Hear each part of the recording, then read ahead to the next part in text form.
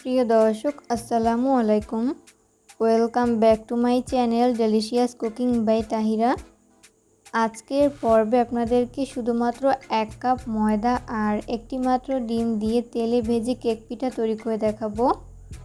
সহজ রেসিপিতে এইভাবে কেক পিঠা তৈরি করে একবার খেলে বারবার সবাই এটাই খেতে চাইবে, এতটাই মজার হয়ে থাকে এই কেক পিঠার রেসিপিটি। তো চলুন দর্শক রেসিপিটি দেখে নিচ্ছি শুরু থেকে শেষ পর্যন্ত।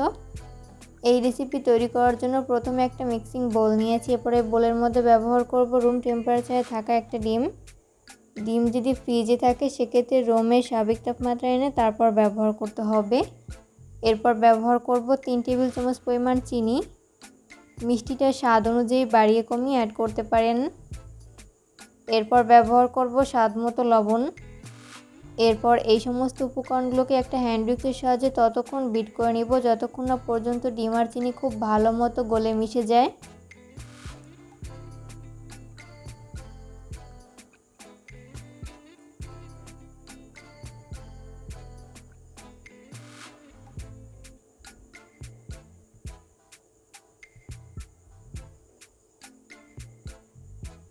তো বিট করতে করতে একটা পর্যায়ে দেখা যাবে যে ডিম আর চিনি খুব ভালো মতো গলে মিশে গেছে।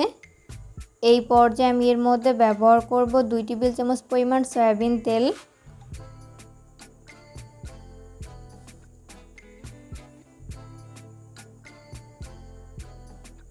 তেল দেওয়ার পরে আমি আরও 1 মিনিটের মতো বিট করে নিব।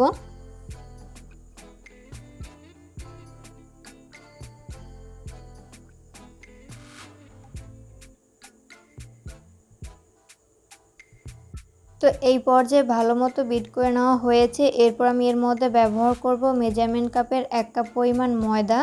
চাইলে ময়দার পরিবর্তে আটাও ব্যবহার করতে পারেন। এরপর ব্যবহার করব হাফ চামচ পরিমাণ বেকিং পাউডার। এখানে অবশ্যই বেকিং পাউডার ব্যবহার করতে হবে, বেকিং সোডা ব্যবহার করা যাবে না। এরপর এই সমস্ত উপকরণগুলোকে হাতের সাহায্যে খুব ভালো করে মিশিয়ে নিচ্ছি।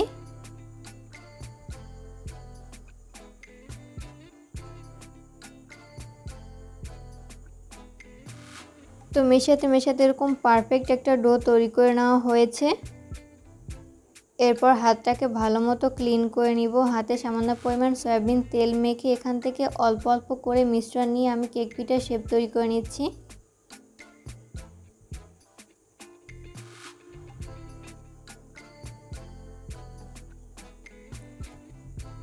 প্রথমে এইভাবে গোলাকার শেপ দিয়ে নিচ্ছি। এরপর 2 হাতে তালুর সাহায্যে এইভাবে চ্যাপটা করে নিচ্ছি। তো এই পর্যায়ে আমার একটি কেক পিঠার শেপ তৈরি করে নেওয়া হয়েছে। সেমভাবে বাকিগুলোকেও তৈরি করে নিব। আপনারা চাইলে অন্য কোনো শেপেও তৈরি করে নিতে পারেন। এরপরে কেক পিঠাগুলোকে ফ্রাই করে নিব। ওই জন্য চুলায় একটা ফ্রাই প্যান বসিয়ে দিয়েছি। এরপর যথেষ্ট পরিমাণ সয়াবিন তেল দিয়ে দিয়েছি। তেল যখন মিডিয়াম আঁচে গরম হবে ওই পর্যায়ে আমি একটি একটি করে কেক পিঠার শেপ দিয়ে দিচ্ছি।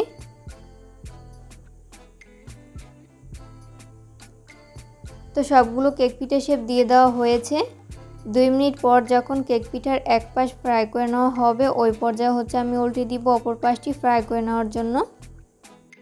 এই পর্যায়ে চুলার আঁচ মিডিয়াম ফ্লেমে রেখে এই কেকগুলোকে ফ্রাই করে নিতে হবে, এতে করে 2 পাশ ভালো মতো কুকড হতে পারবে। কোনোভাবেই চুলার আঁচ হাই ফ্লেমে রেখে কেকগুলোকে ফ্রাই করা যাবে না। সেক্ষেত্রে উপর থেকে খুব দ্রুত কালার চলে আসবে, তবে ভেতরটা ভালো মতো কুকড হবে না, তাই লো আঁচে ভেজে নিতে হবে। উল্টে পাল্টে যখন 2 পাশ গোল্ডেন ব্রাউন কালার করে ভেজে নেওয়া হবে ওই পর্যায়ে আমি তেল ঝরিয়ে তেল থেকে উঠিয়ে নিব। তো এই পর্যায়ে আমার সবগুলো কেক পিঠার শেপ ভেজে উঠিয়ে নেওয়া হয়েছে। আমি এগুলোকে একটা নাস্তার প্লেটে তুলে নিয়েছি। চেষ্টা করেছি রেসিপিটি সহজভাবে শেয়ার করতে। আশা করছি বরাবরের মতো আমার আজকের রেসিপিটিও আপনাদের কাছে সহজ এবং ভালো লেগেছে। রেসিপি ফলো করে অবশ্যই বাসায় ট্রাই করবেন, দেখবেন পরিবারের ছোট থেকে বড় সবাই অনেক বেশি পছন্দ করবে আর অনেক মজা করে খাবে। হাতে যদি 10 মিনিট সময় থাকে তাহলে 1 কাপ ময়দা আর একটি মাত্র ডিম দিয়ে এইভাবে কেক পিঠা তৈরি করে পুরো পরিবারের মন জয় করে নিতে পারবেন। ভিডিও ভালো লাগলে লাইক, কমেন্ট এবং শেয়ার করতে কিন্তু একদমই ভুলবেন না। আর এই কেক পিঠাগুলো কতটা সফট আর নরম তুলতুলে হয়েছে সেটা বাসায় ট্রাই না করলে বুঝতেই পারবেন না। অবশ্যই রেসিপিটিকে ফলো করে ট্রাই করবেন। পরবর্তী ভিডিও দেখার আমন্ত্রণ জানিয়ে আজকের মতো এখানেই বিদায় নিচ্ছি। সবাই অনেক বেশি ভালো থাকবেন। আল্লাহ হাফেজ।